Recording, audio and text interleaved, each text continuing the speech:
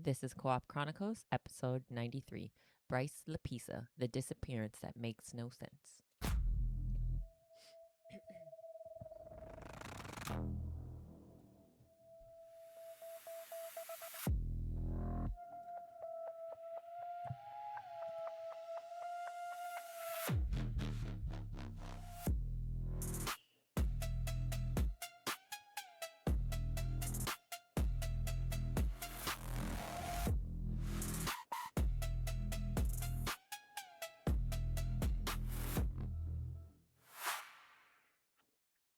Welcome back to Co-op Chronicles. This is episode 93. I didn't know when it was ending.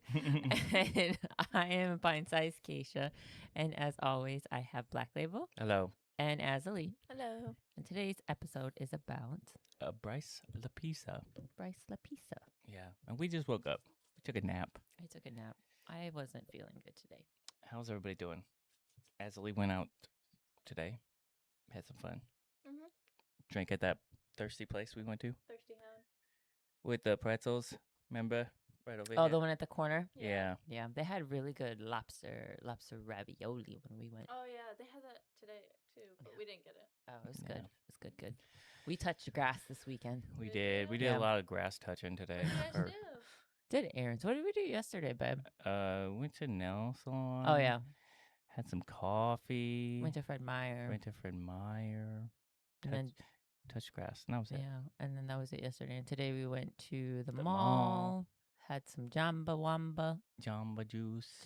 juice. Went to Whole Foods. Went to Victoria's Secret, seen all the panties. Oh, my goodness. I wasn't going to say that, but yes, that's Yeah. what we did. Seen all the panties. Yep. And then get to Whole Foods. We got that dinner plate for at Whole Foods. So you go up to the Oh counter yeah.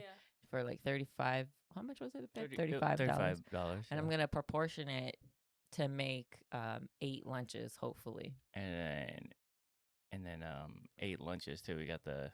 Oh no, that's just for We got whatever. salmon, Salmon. sweet potatoes, green beans, and rice to Mhm. try to divide it up for 8 lunches. Because I have Thursdays off, so lunch 4 days a week for me and Label. Yep. And when the kids are gone in the summer, we're gonna do that with the chicken and the salmon. We're about to be cut up. Yeah. We're about to get lean. There's either chicken, green beans, and potatoes, or salmon, green beans, and sweet potatoes in the fridge, all divided, all in little meal containers. Pick one for dinner Mm-hmm. and lunch. And lunch, yeah. But yeah, okay. Yeah, anyways. You guys need to add anything? Want to get into it? Tell me what's up. Do I have a PSA this week? I don't know. I don't think so. Work's been kind of okay lately. Do you have a PSAS? Do your job? Don't be such a disappointment to people. Yeah. Yeah. I'm telling you, I hate this guy. There's like nobody else on my crew that I hate more than this one singular person. And honestly, my foreman was kind of justified. Alrighty, guys. So let's get into it, all right? So the disappearance that makes no sense, Bryce Laspisa. So he should have made it home. You ever hear of a story where everything is right in front of you, like all the warning signs are there, all the pieces are in place, and you still can't understand how it ended the way it did? That's exactly what this case feels like, because this isn't one of those disappearances where someone just vanishes out of nowhere and nobody knows what happens. So this is the case where we know what Bryce Laspisa was doing. We know where he was going. We know who he was talking to. We know what his plans were, and somehow he still disappears. Bryce Laspisa was a college student in California. By all accounts, he was doing well. He had friends. He had a girlfriend. He was close with his parents. Nothing about his life stood out as dangerous or unstable. But then something changed, and the weird part is nobody really knows what that something was. In the days leading up to his disappearance, Bryce started acting a little off, not completely out of control, not in a way that made people panic immediately, but just enough that people around him started noticing that something wasn't right. And then it escalated. He makes a decision to drive home. That alone isn't strange, but what happens during that drive, that's where this case starts to feel a little uncomfortable, because Bryce didn't just drive home.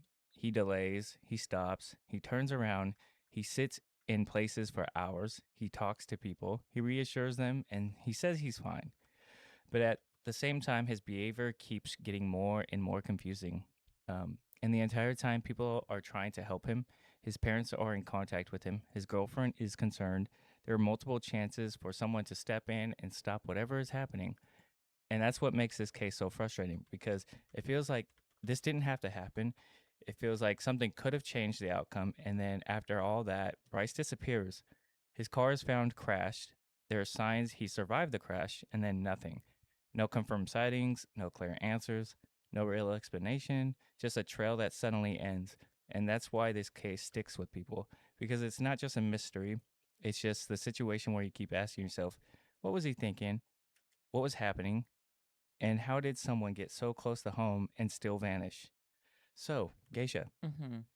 when you hear cases like this or a case like this, when someone is clearly not acting normal, but nobody really understands why, what do you think that usually means? Paranoia. Like schizophrenia or something? That they're paranoid, that something is going on. Not necessarily schizophrenia, but more like they're paranoid. Maybe somebody's watching them and being sneaky. Mm-hmm. Or there's probably some sort of something that is making them paranoid. Yeah, Mm-hmm. Azzilee. And do you think situations like this are more frustrating because it feels like there are chances to stop what happened before it got this far? I mean, yeah, but you gotta think like people find it, especially men. It's hard for them to like reach out to get help, Yeah. and then some people don't Mhm. see the signs in men, Mm-hmm. Yeah. so they probably didn't even know Real that he talk. was like going through stuff like that. Yeah, real talk. Mental health. Mm-hmm. Poor buddy, he probably just wasn't getting help. Yeah. All right. So the behavior that didn't make sense. So before Bryce ever disappeared, before the crash, before any major events, people talked about this case. There were already signs that something wasn't right. And what makes this part so unsettling is that it wasn't one big moment.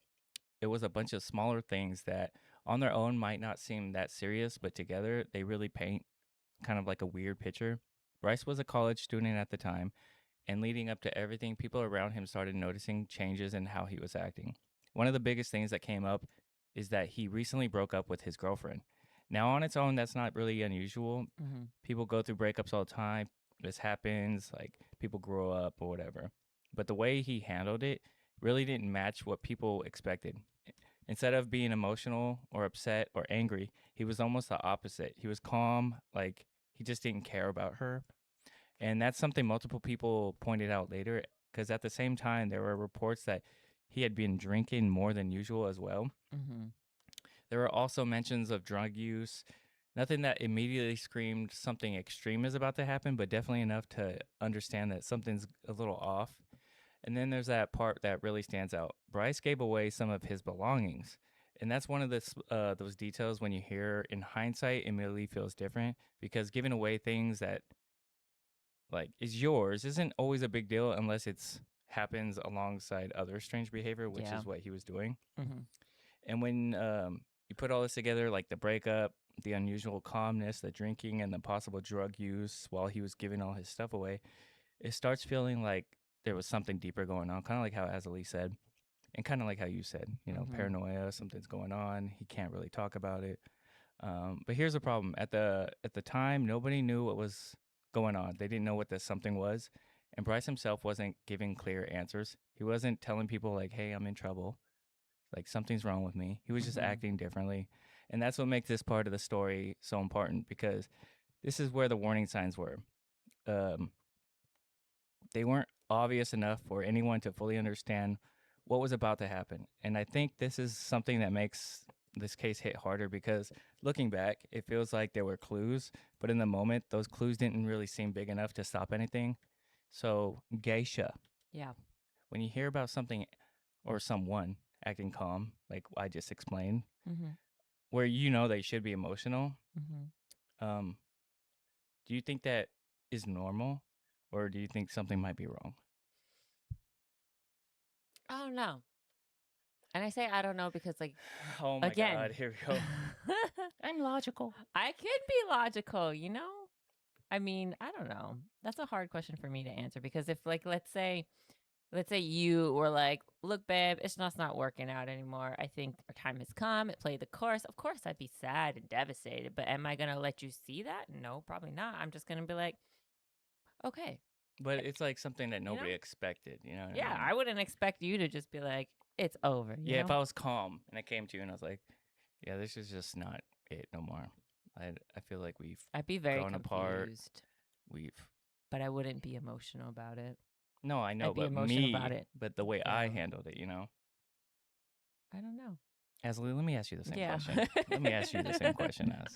Okay. Do you want me to ask it Yeah, again? yeah. So when you hear someone acting calm in like situations where you'd expect them to be emotional, does that feel normal to you, or does it feel like something might be wrong?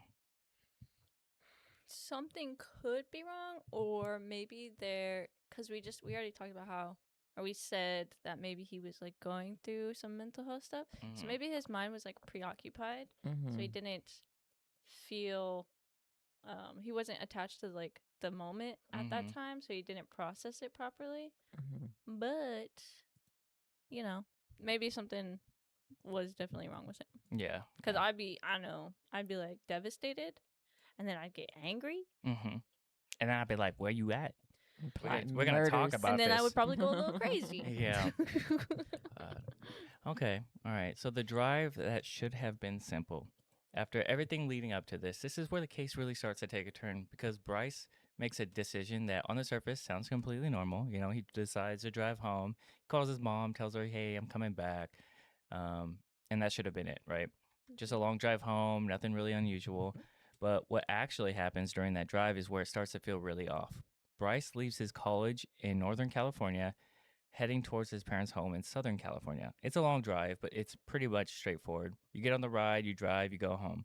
And that's what should have happened. But instead, Bryce starts making all these weird stops. Not just quick stops, too, just long stops, like hours at a time. At one point, he pulls over in a small town and just sits there. You know, he's not moving, he's not continuing the drive, he's just there. And this goes on for hours. His parents are calling him, checking in, asking what's going on, and he keeps telling them the same thing. Like, I'm fine. I'm just resting. You know, it's a long drive. I'll be home soon. And that's where this makes this a little bit more strange because from the outside, everything seems normal. You know, he's answering the phone, he's talking clearly, he's not saying anything alarming, but his actions don't match what he's saying. Like, if you're fine, why aren't you driving? If you're going home, why aren't you sitting in this, or why are you sitting in the same spot for hours, you know? Mhm. And this isn't just one stop. Again, this happens multiple times. He keeps delaying, he keeps stopping, and he keeps saying he's okay. And I think this is where the case starts getting really like indifferent because now that you got this situation where someone is clearly not acting normal, but they're also not giving you a reason to panic, that puts everyone around them in a weird position because do you trust what they're saying or do you trust what you're seeing? Because Bryce keeps telling everybody in his life that everything's okay, but nothing about what he's doing feels normal. And this is where you start to feel kind of like the tension build because you can tell something is off because nobody knows what to do about it. Azzilee, I'll ask you a question first this time. If someone keeps telling you they're fine, but their actions didn't match what they're saying, which one do you trust more? Maybe their actions, because actions speak louder than words. Boom, mic drop. But I don't know. I just thought about the meme where it's like, whenever you know when you ever say you're fine but you're not really fine. Yeah, yeah. But yeah, I think it would be more action. I would try and like read their actions more, Mm-hmm. especially if it's so sketch, right? Yeah. If they're doing all this stuff that people are like, oh yeah, that's not their use. Mm-hmm. You should definitely read into their behavior. Yeah. Geisha, Mhm. do you think this is the point where someone should have stepped in more seriously, or do you think it's still unclear at this stage? Again, I don't know. All right, thank you for sharing. Because like, okay, if I like just with you, right? I Let's- can tell something's wrong. I Yeah. can tell something's wrong. I can tell something's on your mind and I ask you, are you okay? And I ask you, are you okay throughout the day? Sooner or later I'm just gonna be like, fine, whatever, he's fine. Maybe I'm tripping. I'm just gonna leave him be. Like Really? You would think that though, if like even though you know that's not how I normally am. yes, because we've been there how many times and I keep bothering you and asking you what's wrong, what's wrong, what's But wrong. what if that's not the normal though? There comes a point in time where me specifically, if I keep asking you what's wrong, hey, you want to talk about, hey, you want this, hey, you want that, like I'm reaching out to you saying like, hey, let's talk. I can tell something's wrong. I can tell something's bothering you. But if you can't meet me the other halfway, if you just absolutely don't want to talk to me, don't want to say anything, there's nothing more I can do. Yeah. Kind of like that. That's good. Like That's good. I can't like keep using all my energy and all my mental health trying to like get you to open up to me and get you to talk to me, Mm-hmm. because that's just going to be like a strain on me, you Mhm. know? Like Yeah. I don't know where I read it. I don't know if somebody said it to me a long time ago, but I've learned like, yes, you can love someone very, very much. You can love them to death. You could take a bullet for them, but you can't let their mental health take over your mental health and carry yours and somebody else's mental health on you, because that's very unhealthy. So it's like, there comes a point in time where I'm just going to be like, hey, he said he was okay. I'm going to back off. And hopefully he comes to me. He can talk to me. I'm going to tell you, hey, you know, I'm here. I'm here for you. If you ever want to talk, I can tell something's wrong. I'm here if you want to talk. That's the best I can do. That's pretty deep from you. That's real deep. You know what I'm saying? So that's why I'm saying, like, I don't know. If I keep bothering you, Mm-hmm. then nothing's going anywhere. I'm going to back off and be like, hey, you got to meet me somewhere for me to help you, type of situation. I like that. You know what I mean? Yeah, I So, get it. No, that makes I don't know. sense. Yeah. All right. So the night he didn't move, okay? This is the part of the story where things stop feeling strange and start feeling really uncomfortable, because Bryce doesn't just stop for a little while. At one point during his drive, he pulls over over near a rural area. He stays there, not for a few minutes, not for an hour, but he stays there for an entire night. He's parked on the side of the road, just sitting there. And the entire time, his parents are trying to figure out what's going on. They're calling him, they're checking in on him, and every time Bryce tells them the same thing. I'm just fine. I'm just resting. I'll be home soon. But hours are passing and he's not moving. And this is where his parents start to get really concerned, because now it's not just a delay. Now it's someone sitting alone in the middle of nowhere overnight with no clear reason why. So they do something that honestly makes sense in the moment. They call roadside assistance to go check in on him. Yeah, someone is sent out to find Bryce, and when they get there, they confirm something that makes this even stranger, is that Bryce is sitting in his car awake, not asleep, not unconscious, just sitting in his car. And when they talk to him, he tells them the same thing that he's been telling everybody. I'm fine. I don't really need help. I'm just resting. And at that point, there's really nothing much they can do, because he's not asking for help. He's not saying anything is wrong, so they leave. And Bryce stays there, not moving, still telling everyone he's okay. And this is one of the most frustrating parts of the case, is because now it feels like something is very clearly wrong, but there's still no clear reason to force anything. He's an adult. He's awake. He's conscious. He's communicating. He's saying he's fine, but at the same time, everything about this situation feels off. And I think this is where a lot of people start asking the same question, is like, what is he doing out there? Was he confused? Is he paranoid? Was he scared? Was he thinking about something? Or was something else going on that nobody could see? Because sitting in the same spot for an entire night, awake, not moving, that's really not normal. That's like when you're going through some stuff. And the fact that he kept saying he was fine the whole time makes it even harder to understand. Now, Geisha, if someone you cared about was sitting alone in the middle of nowhere for hours and kept saying they were fine, again, I know you just said what you said, but would you believe them, or would you start assuming something's wrong? I would definitely assume something's wrong. Yeah. And it depends. Like, if you were sitting alone on a road stop for hours In the middle of nowhere, not moving, not talking, I probably would like park next to you and like sit in your car with you and just be like, yep, this is what we're doing. Yeah. Until something happens, Yeah. Azzilee, do you think this is a point where someone should have physically gone to him, like Geisha just said, or do you think there still wasn't enough to justify that? I want to say yeah, you should go to them, but also you don't want to push them too far, because like people who are dealing with stuff like that, you can never really predict what their next move is gonna be, and he might hurt himself more than if he was by himself. Yeah. But I guess it's just how much do you care about them, right? Yeah. Is it like do you respect them and their space, or do you be like, hey, look, I know something bad's going on. I don't want you to be by yourself. Yeah. So it just depends, I think. Yeah. All right. So the turn that made no sense, okay? So after sitting there for hours after an entire night of night moving, this is where the situation takes another turn that makes everything even harder to understand because eventually he does start driving again, and at first that sounds like a good thing. You think, okay, maybe he did really just need rest, maybe he needed to clear his head, maybe now he's finally heading home. But that's not what happens. Instead of continuing in a straight line towards his parents' house, Bryce starts doing something that really doesn't make sense. He turns around, and at one point, he actually starts driving in the opposite direction.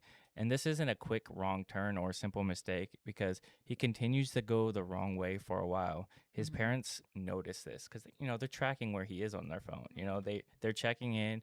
Now they're even more confused because now it's not just delays. Now his direction doesn't match what he was supposed to do or what he was saying. So they call him again. They ask again, "Hey, what are you doing?" Once again, the same response. I'm fine. I'm just heading home. He doesn't give a clear explanation for why he turned around, and that's what makes this moment stand out so much more. Because now you have someone who isn't moving when they should be, is stopping for a long period of time, is sitting alone overnight, saying they're fine, and now is basically going the other way that they said they were going. And at this point, it really starts feeling like something is really off, not just unusual, not just confusing, but like extremely wrong. And I think this is where the case shifts from being strange to being concerning in a way that feels harder to ignore because now the pattern isn't random anymore. It's more consistent. Like his actions really don't match what he's saying anymore. His movements doesn't match like his destination, and nobody around him can figure out why. Azzilee, if somebody told you that they were on their way home but you saw them going the opposite direction, what would that moment where you start to seriously worry? Because I know you share the thing with Azzilee, or not Azzilee, Dakota and Mom. Like, if they said they were doing something but they weren't doing it, do you start thinking like, what's going on? Yeah, I do this all the time with Dakota. So we'll be like, I'll text Mom, I'll be like, hey, what are you doing? And she's like, I'm just out. And then I'll send like a screenshot to Dakota and I'll be like, what is Mom doing way out here? And we'll just like, what the heck? What is she doing? And we'll just watch it for a while. Oh, okay. So, yeah, you start to think weird yeah, things. I'm just like, what is she doing? Like, there's nothing out there that she could be possibly doing. And it just gets me thinking. And then when I see her in person, I'm like, what were you doing? And then she still doesn't answer, and I'm like, sketchy. Sketchy. Geisha, do you think this kind of behavior points more towards confusion or something deeper going on that people just kind of don't understand? It could be so many things. Yeah, this is a weird one, huh? It could be like I'm not assuming, right? Because I don't know the story. I'm not implying that this kid was a bad kid or anything like that. I'm just from my experience in the true crime watchingness. Could be mental health, could be drugs, could be like paranoia, like somebody's stalking him or whispering weird things into his ear. Could be a cult. Could be a lot of things. Yeah, very worrisome though. All right, so after all this, the stops, the delays, the turning around, the hours of sitting still, Bryce finally gets closer to home. And at this point, you would think the situation is about to be resolved. He's moving again. He finally is going back to the right direction and he's getting closer. But instead, this is where everything falls apart. In the early hours of the morning, Bryce's car goes off the road near Castaic Lake. I can't pronounce that word. The vehicle crashes down an embankment. It's a serious crash. The car is badly damaged. And when the authorities find it, it looks like the kind of accident that you expect to end the situation right there. Like they're dead, But it doesn't. Because when they search the scene, Bryce isn't there. And this is where the case becomes something more different, because it's not just a strange series of decisions anymore. Now it's a disappearance. And what they find at the crash site only makes it more confusing is that Bryce's car is wrecked, the back window is broken, his belongings are still there, his wallet is there, his phone is there, but Bryce himself is gone. And here's the part that makes things even harder to understand is that there's signs that he survived the crash. This wasn't a situation where he was trapped in the vehicle. He got out, he left the car, and then he disappeared.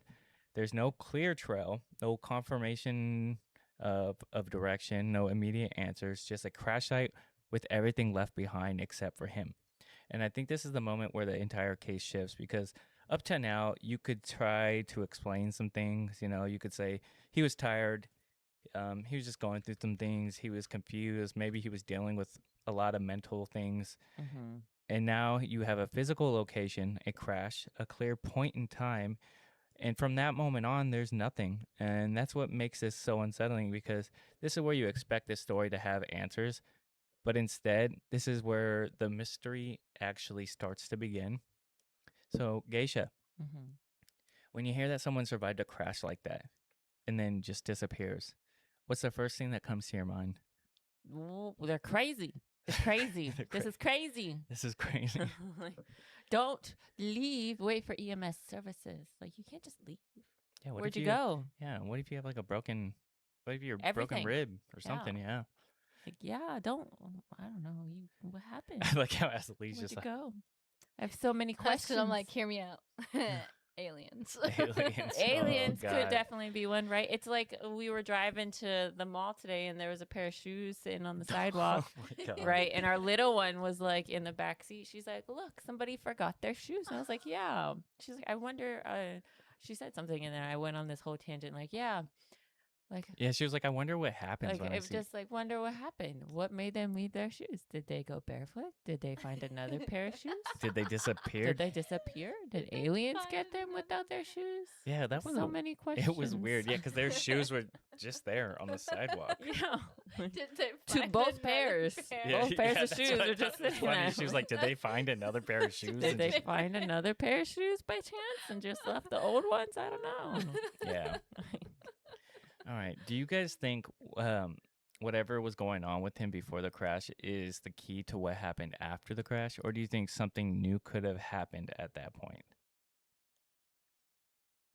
I think it was nothing new, but nobody knew what it was. Yeah. You know, like obviously no one knows what he was going through or what he was doing or what was up with him. Mm-hmm. So it probably wasn't new, but it's just like if you already didn't know what was going on with him, you'll never find out what was going on with him. Yeah. Yeah. Mhm. Yeah. Okay.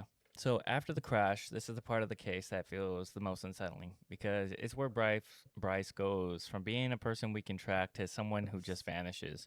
When authorities arrive at the scene near Castaic Lake, they don't find Bryce in the car, but everything else is there. Again, like I said, his wallet, his phone, his belongings, which already raises a question because if someone leaves a crash site, especially in the middle of the night, you would expect them to take at least something with them. I mean, money or whatever, you know what I mean? Like a phone. What state was this in?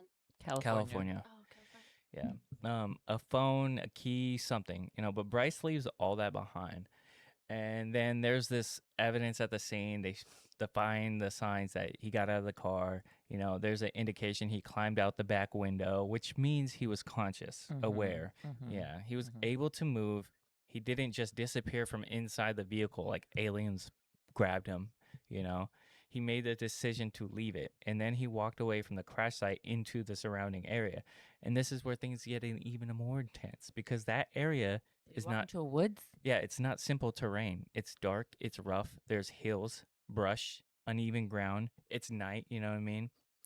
Because you know it's early in the whatever. It's not somewhere you casually walk through, especially after being in a crash. Search teams go through that area later. They bring a lot of dogs. You know, they comb the land. They look for any sign where he might have gone, and they don't find anything that leads to a clear answer. No clear. Yes. Okay, hear me out. It's not aliens this time, but there's this theory, right? Uh-huh. So, someone made a map of all the Bigfoot sightings, and then they made a map of all the 411 missing locations. And it just so happens that a lot of those missing locations, obviously in mountains or forests. And where do you see Bigfoot the most? Mountains and forests. And it's all across the U.S. So they think that the forests have like not interdimensional, like a portal to other forests around the country. So maybe he went into the forest and he just like he got into an accident and he stumbled out and then he went into the forest and now he's somewhere else and he has amnesia and no one will ever find him. So there's portals in the forests that take me from one forest to another forest. Yes. Interesting. How else would you see Bigfoot all over the country and not just in a specific state? I like to think that he travels a bit.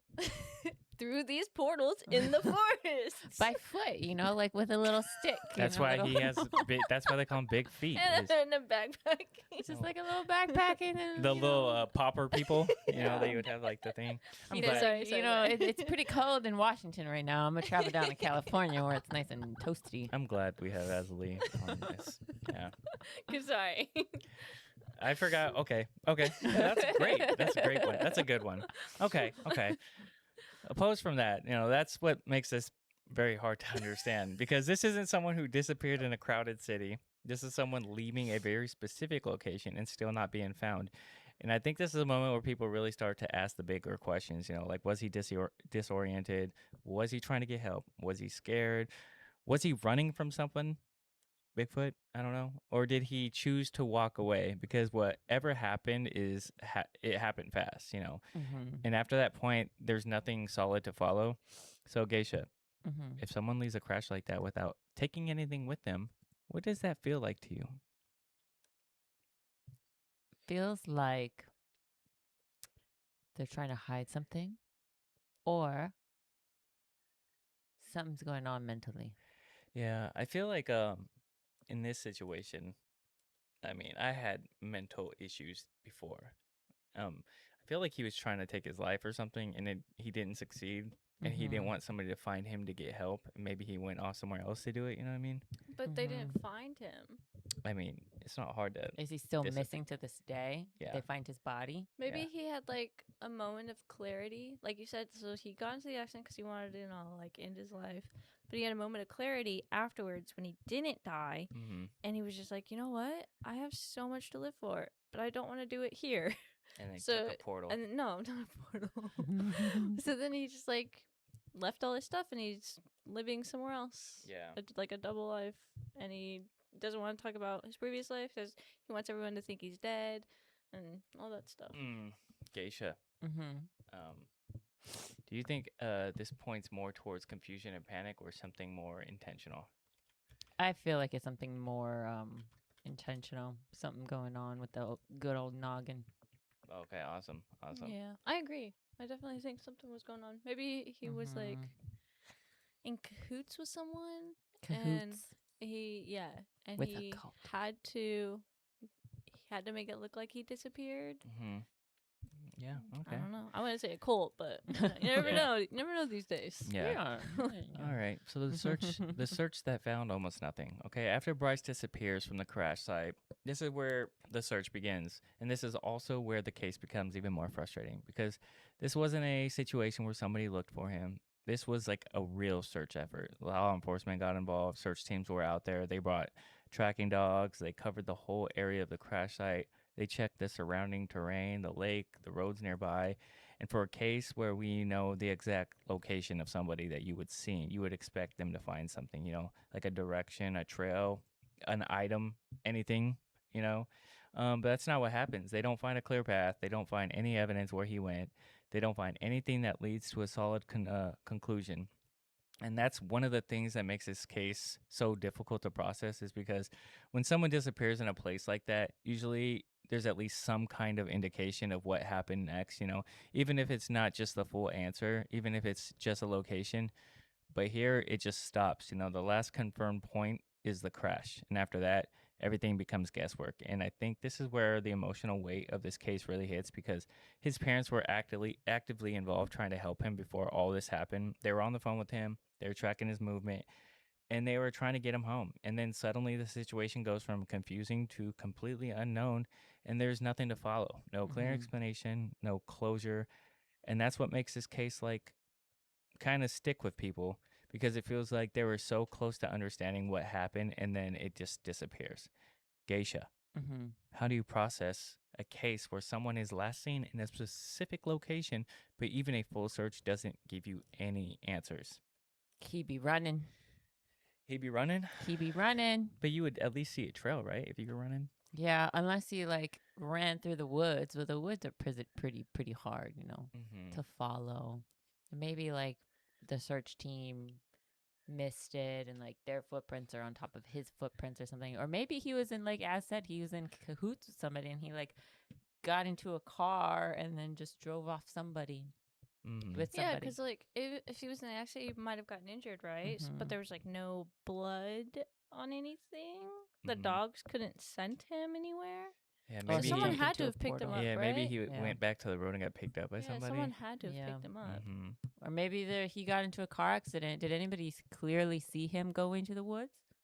Yeah, like what if? What if there was a car behind him? You no, know, yeah, just that's like, what. Doop, boop, come in my car, let's go. Yeah, that's right. And then maybe they were up to something not Or abiding by the law. I don't maybe know. he busted out the window, threw his car down there to crash it, and wasn't even down there in the car. You know. Yeah, what if he faked his Yeah. death because he got into debt in this country and needed to be debt free? Mm. Very, very interesting. Very interesting. So here, the theories that still don't add up. Okay, so after everything we talked about, this is the point where people start making or trying to make sense of it. Because when a case ends like this, there's no clear answers. People naturally start asking, like, what actually happened. And over time, a few main theories came up. So the first one is, and probably the most grounded one, is that Bryce was dealing with some kind of mental or emotional crisis. When you look at his behavior leading up to the disappearance, the calmness after the breakup, the drinking, giving away his belongings, the strange stops, sitting for hours, and driving the wrong direction, it does point to the possibility that something wasn't right mentally. And if that was the case, then the crash might not have been an accident in the normal sense. It could have been part of whatever he was going through. And after the crash, he could have been disoriented, confused, not even thinking clearly, and just walked away. And that's one explanation. But even with that, there still are questions, because if someone's confused, you would expect at least some kind of trace after the crash. And that brings up another theory, that something happened after the crash, that he left the scene and then encountered something or someone that changed the outcome. There's no solid evidence that can confirm that, but it's something people considered because of how abruptly the trail ends. And then there's the theory that this was intentional, that Bryce chose to walk away, that whatever he was dealing with led him to leave everything behind and disappear on purpose. And that's a hard one to process because it means a lot of those moments leading up to this weren't random. They were part of a decision. But again, there's no clear proof of that either. And I think that's what makes this case so difficult. Every theory explains part of the story, but none of them explains all of it. And there's always something missing, and something doesn't quite fit. And that leaves this case stuck in a place where no explanation feels complete. Geisha. Mm-hmm. Which of these theories make more sense to you when you hear everything like this? Or we spoke about our theories. Like, what is your theory? I have no idea. I don't think there's enough like clear evidence for me to make like a theory. What about his emotional like baseline before? Mm-hmm. All what does that is that he broke up with his girlfriend and he wasn't emotional about it. Okay, but what about before that? Was he a happy-go-lucky guy? Did he have lots of friends? Did he meet a new friend? Did he meet a new person? Was he online more than lately, Ooh, that's a before good than question. after? Yeah. Or before that? You know what I'm saying? Was he like not very online and then he was like super online? Tell me more about his like before it, right? lifestyle before all of this. Mhm. What changed? Was there any changes in his behavior, his daily activities, his friends group? Did he meet new people? Did he start getting a new religion, a cult? Did he like I need more. Yeah, you guys keep saying this cult stuff. Did he befriend Bigfoot and jump into a portal Yeah. and travel around the United States with Mhm. forests with Bigfoot? Azzilee. I need more Just saying. information. Yeah. Do you think this is the kind of case where the answer is probably something simple that we just don't know have the final piece for, or is it something more Probably. complicated that we'll never fully understand? Probably right No, now. this is for Azzilee. Oh wait, okay. But I'm thinking Okay. now. Okay, go ahead. Okay, my theory as of right now, with not a lot of information, is I'm gonna go with he faked his own death because he was too scared about having debt and student loans. Okay, thank you. Mhm. That's a good one. Yeah. Azzilee, Yeah. do you think this kind of case is more simpler? We just don't have the final piece, or do you think there's something more complicated? And what is your theory? We probably just don't have the final piece. It's Mhm. probably very easily explained. Yeah. Just no one apparently really knew what this guy was doing in his off time. Yeah. So that like Geisha said, that would explain a lot of his behavior if they like delved into that more. Yeah, there's always like cases where sorry to interrupt you, but there's always cases where before something happens, they always go back and they look at like his online searches, what he's talking about or what he's doing. That usually leads up to something. Yeah, check the dude's freaking Reddit page. He probably had like a million things on there that would explain everything. Yeah. Mhm. Yeah. Anyways, my theory is still the Bigfoot thing. Awesome. Awesome. Respect that. Respect that. Okay. So Makes sense. Yeah, it makes sense. When you look at this case, so this is the last part. So when you look at the case from start to finish, I think it sticks with people because there's so much of it that it's so close to home, like for these people, and they don't know how to make everything make sense, but it and they think it makes sense, but then it really doesn't. We're not missing everything. We're not missing, or we're missing just enough. Like we know where he was, what he was doing, who he talked to or how he talked to the people, we know the route he was taking, and we know that the crash happened. I mean, the guy seen him before the crash happened, so they know it was him, and that's what makes this different from a lot of other disappearances, because usually when someone vanishes, and this was 2013, there's huge gaps, but here the gaps are small, and somehow those small gaps are the ones that matter the most, because if you think about it, there were multiple points in the story where things could have gone differently. When his behavior first started to change, when he was sitting for hours and not moving, when he spent the entire night parked at just like on the side of the road, awake, when he turned around and started going the wrong direction, and when people were checking in on him trying to help.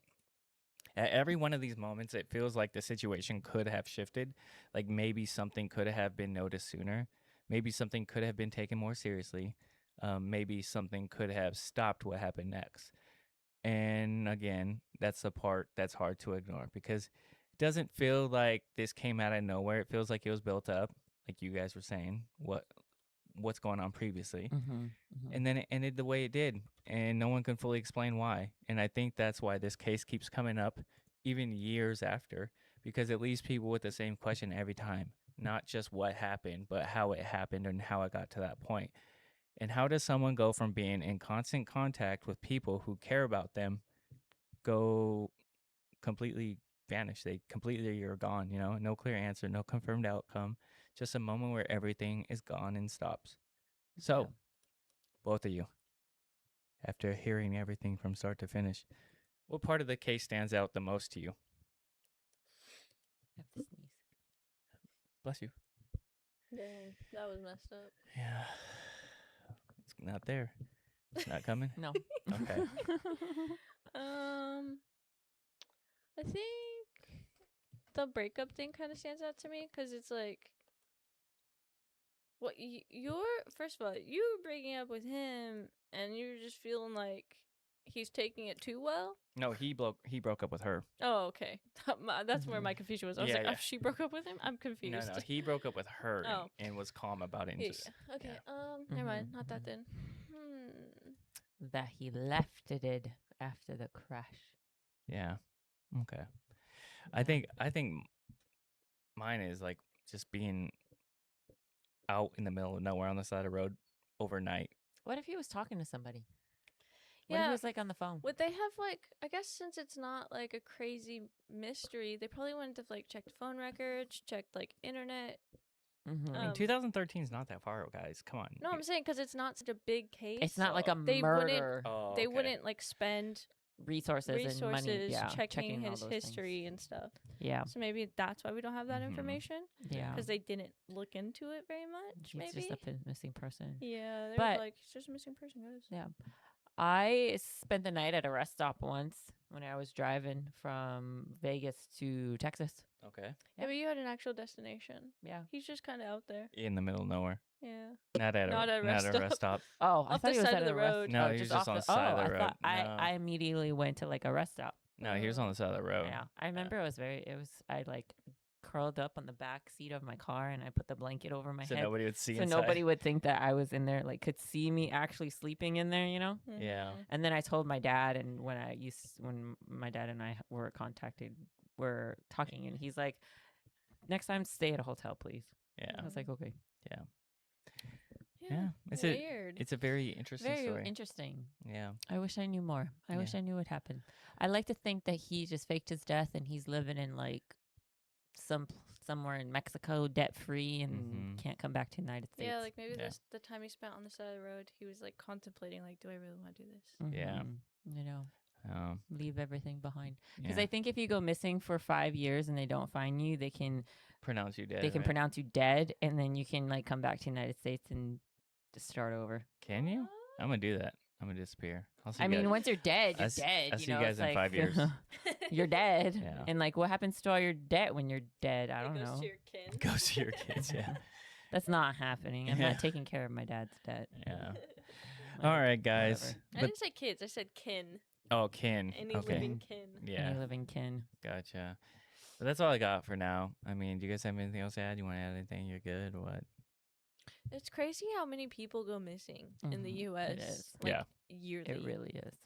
Daily. Yeah, Yep. and there's no answers for a lot of them. Like Mhm. a Yeah. lot of them. It's sad. There's like one case I really want to cover too. It's the you guys ever heard of the artist David and that stuff Oh, the one where they found the body in in his the trunk. Tesla? Yeah. Mm-mm. You haven't heard that one? Mm-mm. Oh, that's an interesting one. I mean, everybody's covering it, so I mean, Mm. it's like ongoing right now, so I don't Mhm. really know much. But yeah, it's very interesting. We'll hold off. Yeah, we'll hold off. Maybe. Yeah, but I'm interested now. yeah, keep grinding those levels and finishing those side quests. As always, this has been Co-op Chronicles with Pint-Sized Geisha, Blacklabel, and me, Azzilee. Bye.